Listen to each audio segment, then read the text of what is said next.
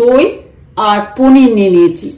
আর পনিরটা একটুখানি ড্রাই করে নেবে, একদম শুকিয়ে জল থাকে। আর দইটাকে সারা রাত তুমি কাপড়ে ভিজিয়ে, কেন বাইরে রাখার দরকার নেই, যেহেতু টক দই, সেটা তোমরা ফ্রিজে ঢুকিয়ে দেবে। ফ্রিজে অটোমেটিক ওই জলটা ঝরতে থাকবে। এই যে পাউরুটিগুলো আছে, পাউরুটিগুলো সাইডগুলো সব কেটে নিয়েছি। কেটে এটাকে আমি ব্রেড ক্রাম্ব করে নেবো।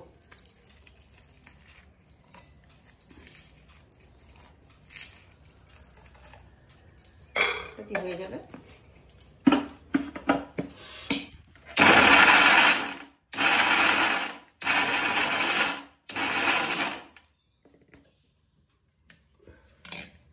এই যে ব্রেড ক্রাম্বটা করে রেখেছি কিসের জন্য, পনিরটা আর এই দইটাকে গ্রাইন্ডিং করবে, নালে এটার থেকে ময়েশ্চারটা যেতে চাইবে না।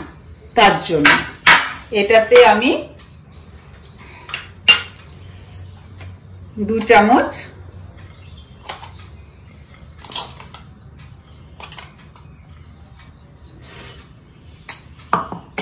সাড়ে 3 চামচ আমি এটাতে দিলাম ব্রেড ক্রাম্ব।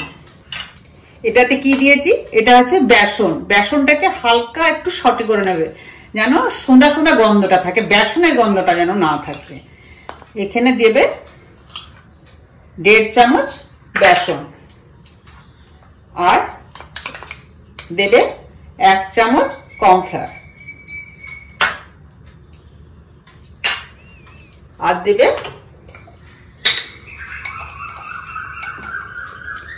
1 চামচ নুন। নুনটা এবার মাখা হয়ে যাওয়ার পরে একটুখানি টেস্ট করে দেখে নেবে, কেন দইয়ে বেশি নুন চলে গেলে ভালো লাগবে না খেতে। তার জন্য নুনটাকে একটু টেস্ট করে নেবে যে মাখার পরে।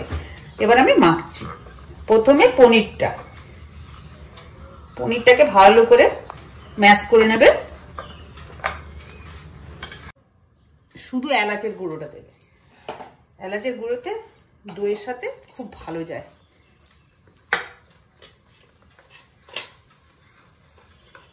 ব্যাস, রেখেছিলাম অল্প। এটার মধ্যে বেরেস্তা দেব,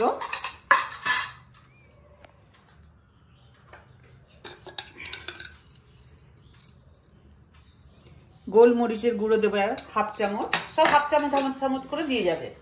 আর এই যে কেন তুলে রেখেছিলাম, এটাতে ড্রাই ফ্রুটটা বার্নিং করার জন্য এটা দিয়েছি। ঠিক আছে, এরপরে দেব ধনের পাতা, এরপর দেব আদা একদম পুরো, এরপর দেব কাঁচা লঙ্কা,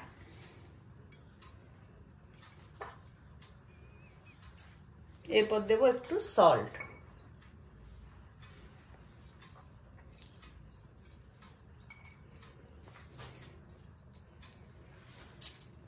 এটাকে এবার মেখে নেব।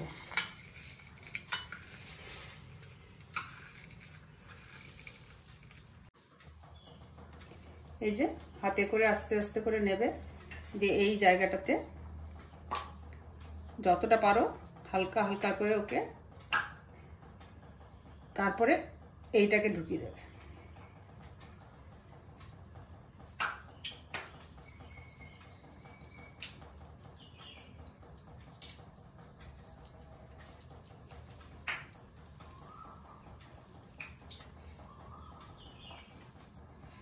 এরপরে জলে ডিপ করবে, জল থেকে তুলে ব্রেড ক্রাম্বে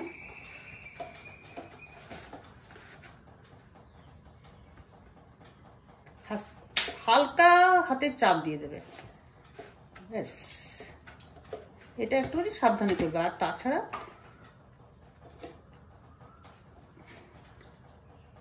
এই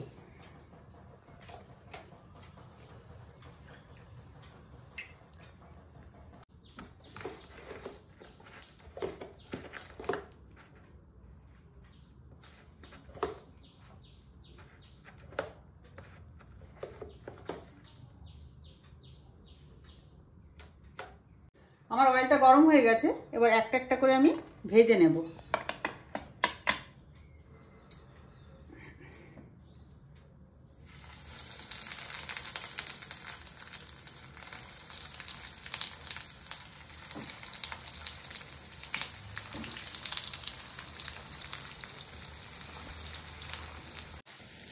এগুলো দেওয়ার পরে 2 মিনিট কোনো হাত দেবে না, একটু তলাটা হয়ে যাবে, তারপরে উল্টে দেবে।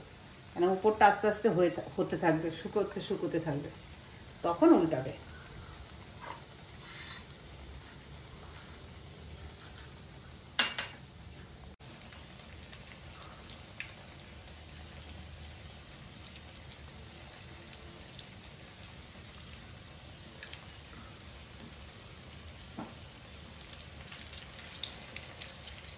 এই দেখো, খুব হালকা হালকা ভাবে তুলে নেবে।